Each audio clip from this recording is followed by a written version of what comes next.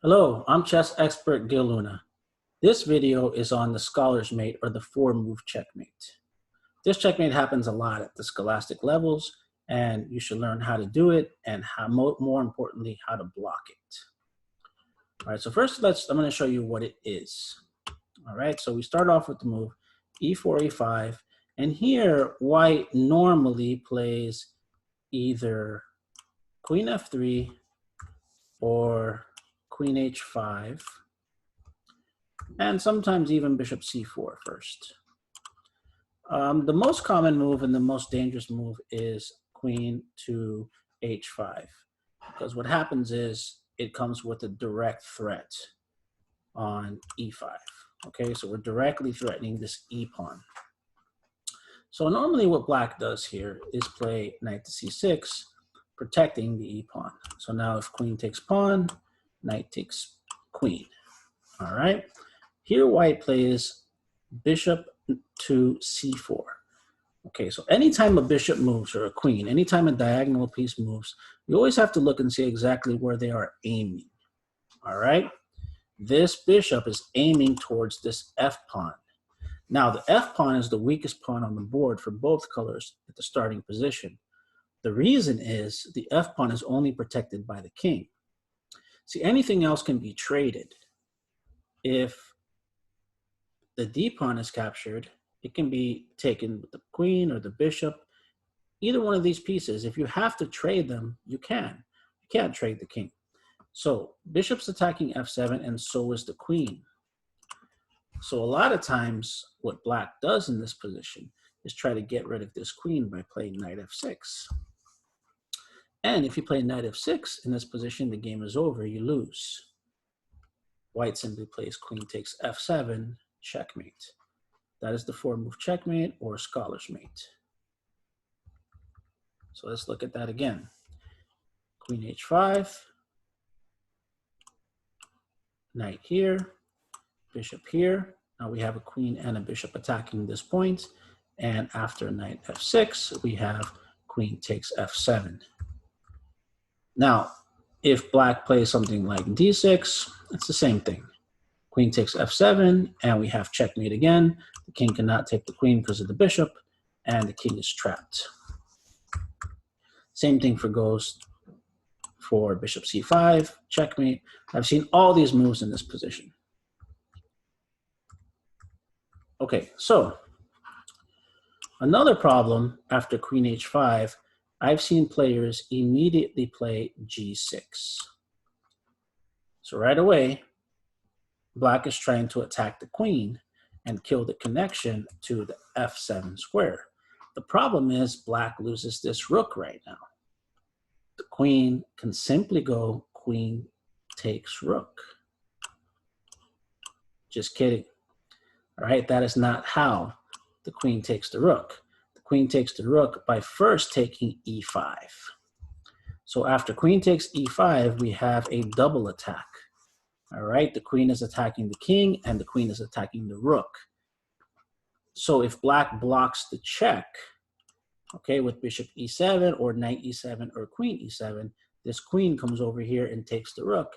And right away, black is in a lot of trouble. The knight is being attacked and the pawn is being attacked. And this is a very difficult position to defend, not to mention you're already down a rook. But people play this all the time. g6, queen takes pawn, and then they lose their rook. Another move I see in this position is knight to f6. All right, if knight to f6, then you're already down a pawn. It's not as bad as getting checkmated. It's not as bad as losing your rook, but you already lost the e pawn. So you're already at a disadvantage in this game.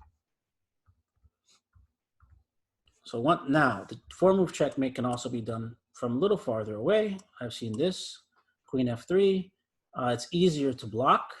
Okay, so let's say you'd have to fall for it in a different way if you were black. Let's say knight c6, bishop c4.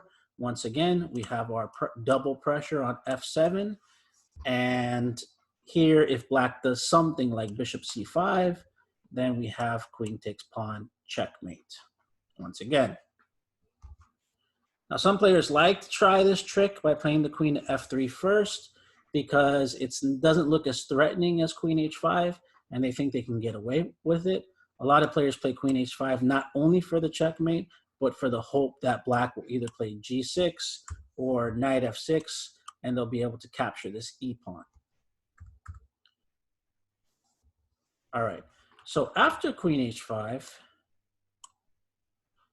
the correct move, if you want to defend yourself as black in this position, is to play knight to c6 like in the first variation. But after bishop c4, and we have our double attack on this f7 pawn, what you want to do here for black is to play g6. Now g6 is okay. The reason g6 wasn't okay before is because white was going to play queen takes pawn, attack our king and our rook, and we were going to lose a rook. But there's a difference in this position.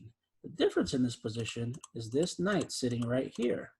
So in this position, black will simply say, thank you for the queen. And now white just lost his queen. So here it's safe. Now I have seen players play knight to h6 and tell me, oh yeah, I defended against form of checkmate. And you can. This does work because what happens is it still protects the f7 square. The problem with this move is that the knight is on the side of the board, and if you forget what's going on, you can still get checkmated. For example, a lot of players play d4 in this position, and black gets happy and says, thank you for the pawn. And then white plays bishop takes h6, and you play pawn takes h6, and then you get checkmated again. All right. So in this position, g6 is best. All right. Now the e pawn is protected. The queen must retreat. So what white normally does here is play queen f3. Okay, so now the queen not only retreated, but we're still threatening checkmate. So if black does something like bishop to g7 to try to fianchetto the bishop, white says thank you for the checkmate once again.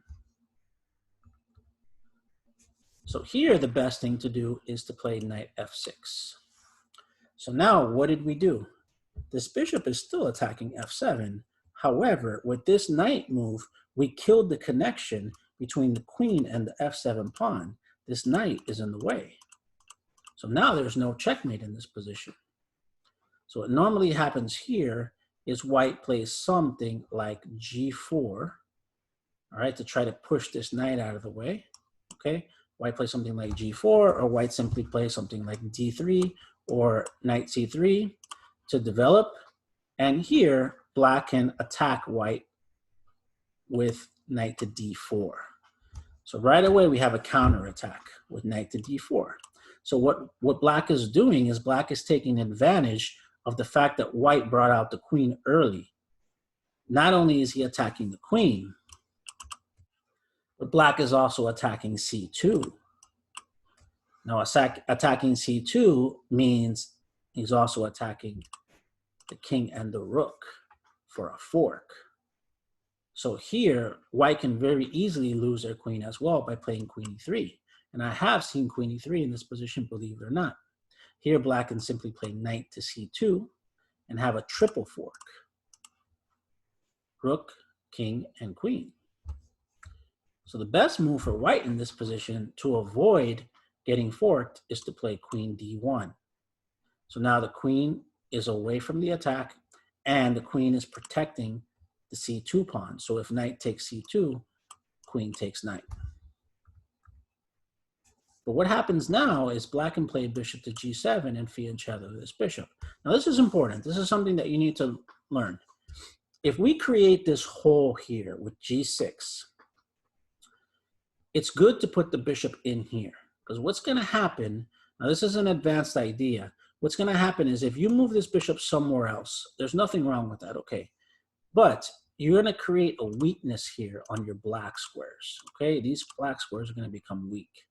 And when white does something like d3, and maybe you castle, now this bishop can come in here, and the rook can move, and now this bishop is very strong, and it's putting a lot of pressure on your position.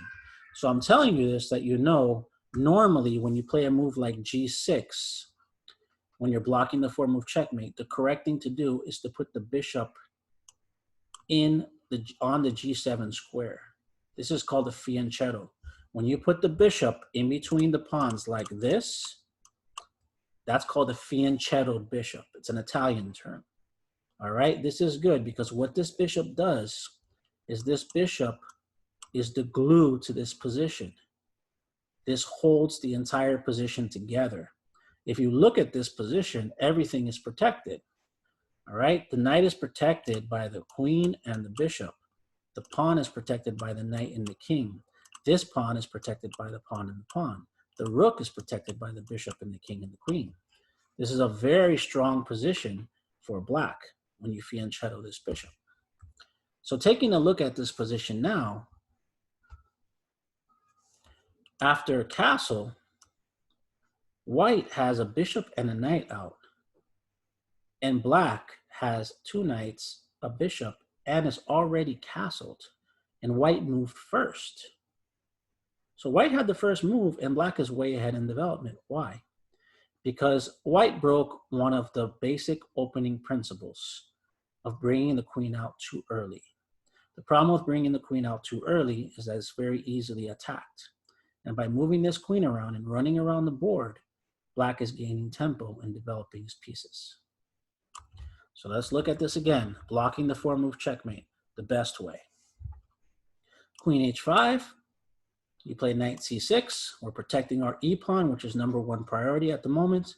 After the bishop comes here to checkmate us, we can safely play g6. The queen is going to run away and try to checkmate us again. We need to kill this connection, and we're going to play knight to c6.